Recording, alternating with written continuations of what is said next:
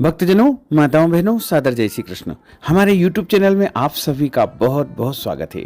सबसे पहले आपको और आपके पूरे परिवार को बछ बारस गोवत्स द्वादशी की बहुत बहुत शुभकामनाएं और बधाइयाँ।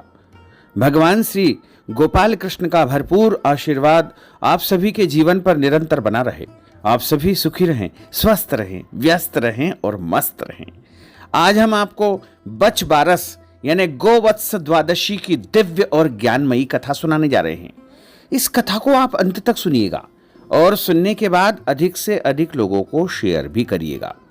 बोलिए गोपाल कृष्ण भगवान की जय। भाद्रपद माह के कृष्ण पक्ष की द्वादशी तिथि को बछ बारस मनाई जाती है। इस साल बछ बारस का महापर्व 11 सितंबर 2023 सोमवार के दिन है। बछ बारस का अर्थ होता है बछड़ा और गाय दोनों मिलकर के बछ बारस का स्वरूप बनता है और बछ बारस की कथा का श्रवण करने से मनुष्य के जन्मों जन्मों के पाप नष्ट हो जाते हैं तथा उनके घर की गरीबी यानी दरिद्रता भी दूर हो जाती है। इस दिन को मनाने का उद्देश्य गाय व बछड़े का महत्व समझना है। यह दिन गोवत्स द्वादशी के नाम से जाना जाता है। गोवत्स का अर्थ होता है गाय का बच्चा। बछ बारस का यह दिन कृष्ण जन्माष्टमी के 4 दिन बाद आता है। कृष्ण भगवान को गाय व बछड़ा बहुत प्रिय थे तथा गाय में अनेकों देवी देवताओं का निवास माना गया है। गाय व बछड़े की पूजा करने से भगवान श्री कृष्ण का पूजन हो जाता है। वह समस्त देवी देवताओं का पूजन और अर्चन हो जाता है तथा गौ माता के साथ साथ सभी 33 करोड़ देवी देवताओं का आशीर्वाद मिलता है, जिससे घर में धन धान्य की प्राप्ति होती है, बच्चों की लंबी आयु होती है, परिवार में खुशहाली बनी रहती है।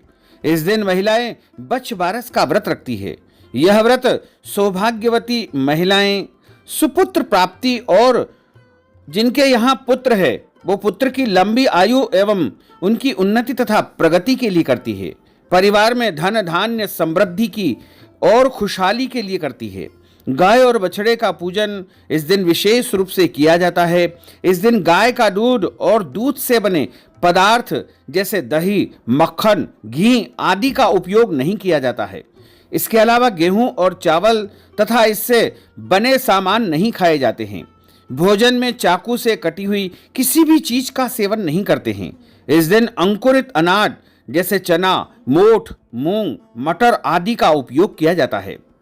भोजन में बेसन से बने आहार जैसे कड़ी, पकौड़ी, भजिए आदि तथा मक्के, बाजरे, ज्वार आदि की रोटी तथा बेसन से बनी मिठाई का उपयोग किया जाता है।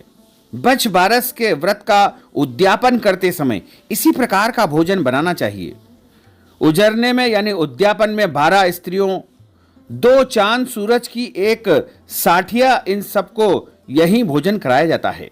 शास्त्रों के अनुसार इस दिन गाय की सेवा करने से, उसे हरा घास खिलाने से परिवार में महालक्ष्मी की कृपा सदैव बनी रहती है तथा घर परिवार में अकाल मृत्यु की संभावना समाप्त हो जाती है। सुबह जल्दी उठ करके स्नान करके शुद्ध वस्त्र धारण करें।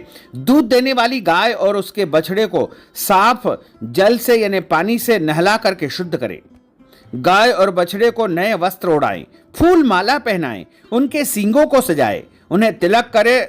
गाय और बछड़े को भींगे हुए अंकुरित चने, अंकुरित मूंग, मटर, चने के बिरवे, जौ की रोटी आदि खिलाएं।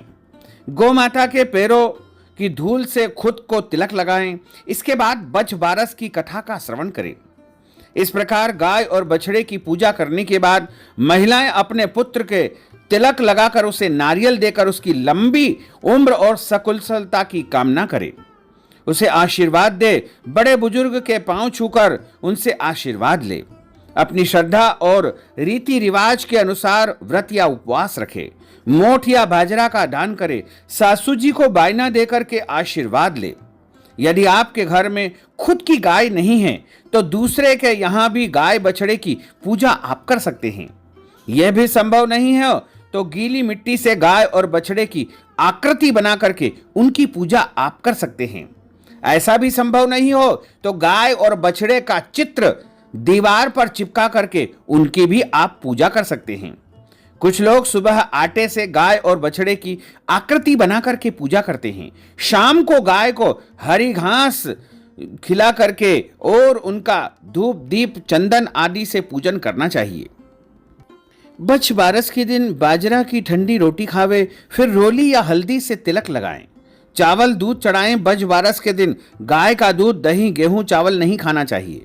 यह व्रत पुत्र प्राप्ति के लिए, धन धान्य की समृद्धि के लिए किया जाता है। अपने कुंवारे लड़के की कमीज पर सातिया बना करके उसे पहनाए और कुएं को पूजे। इससे बच्चे के जीवन की रक्षा होती है। भूत प्रेत, नजर और रात के अचानक डर से बचत होती है। जिस साल लड़के के विवाह या लड़का जन्म ले तो उस साल उजमनन किया जाता है।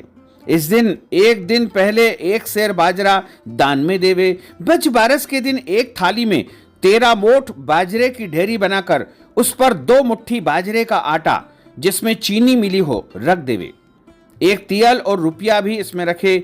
इस सामान को हाथ फेर करके अपनी सासू जी के पांव पड़ करके उनको दान करे। इसके बाद गाय के बछड़े और पानी के कुएं की पूजा करे, मंगल गीत गाए और समस्त वस्तुएं ब्राह्मण को दान करना चाहिए। बछ बारस की जो कहानी हमारे पौराणिक ग्रंथों में बताई गई है उसमें लिखा हुआ है कि एक बार एक राजा था। उसके 7 बेटे तथा 1 पौत्र था। एक दिन राजा को विचार आया कि एक कुआं खुदवाया जाए। राजा ने अपनी मजदूरों को कुआं खोदने का आदेश दे दिया। कुछ ही दिन में कुआं खुद करके तैयार हो गया, मगर उसमें बिल्कुल भी पानी नहीं निकला। तभी राजा ने इस रहस्य का पता लगाने के लिए विद्वान ज्योतिषी पंडितों को बुलाया और उनसे पूछा कि हे ब्राह्मण देव, मैंने कुआं खुदवाया मगर इसमें पानी नहीं निकला, इसका क्या कारण है? पंडित जी ने राजा से कहा कि महाराज, अगर आप अपने नाती को बलि दे दे तथा यज्ञ कराएं तो कुएं में पानी आ जाएगा। राजा पंडित की बात मान गए। बच्चे की बलि देने की तैयारियां शुरू होने लगी। तभी बारिश होने लगी तथा पानी से कुआं भर गया। तब राजा को इस बात का पता चला तो वे पानी के उस कुएं को पूजने निकले। उस दिन राजा के घर में अचानक साग सब्जी समाप्त हो गई।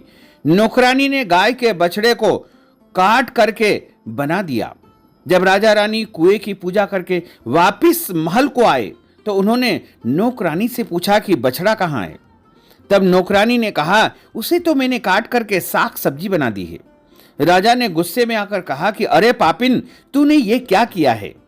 राजा ने उस मांस की हांडी को जमीन में गाड़ दिया और कहने लगे कि जब गाय वन से लौटकर आएगी तो मैं उसको किस प्रकार समझाऊंगा। शाम को जब गाय वन से चर करके वापस आई तो वहां पर बछड़े का मांस गड़ा हुआ था। उस जगह को अपने सींग से वह गाय खोदने लगी। जब सींग हाड़ी में जा लगा तो गाय ने उसे बाहर निकाला और उस हाड़ी से गाय का बछड़ा तथा राजा का नाती निकले। इसी प्रकार उस दिन का नाम बछ बारस पड़ा और गायों तथा बछड़ों की पूजा होने लगी। यानी बछ बारस के दिन ही राजा का नाती भी बच गया और गाय का बछड़ा भी सुरक्षित प्राप्त हो गया। इस प्रकार बछ बारस के दिन जो कोई भी व्रत रखता है, पूजन अर्चन करता है, दान पुण्य करता है, उसके पौत्र और प्रपौत्र और पूरे परिवार की रक्षा होती है तथा घर में धन धान्य सुख शांति समृद्धि वैभव की प्राप्ति होती है। बोलिए लक्ष्मी नारायण भगवान की जय। भक्तजनों, माताओं बहनों, हमने जो ज्ञानवर्धक जानकारी आपको प्रदान की है इसको आप अधिक से अधिक लोगों को शेयर करिएगा, लाइक करिएगा, कमेंट करिएगा और यदि अभी तक आपने सब्सक्राइब नहीं किया है तो अभी और इसी समय सब्सक्राइब कर लीजिए ताकि इसी प्रकार की ज्ञानवर्धक वीडियो आपको सदैव प्राप्त होती रहे। आपको और आपके पूरे परिवार को सादर जय श्री कृष्ण, सादर धन्यवाद।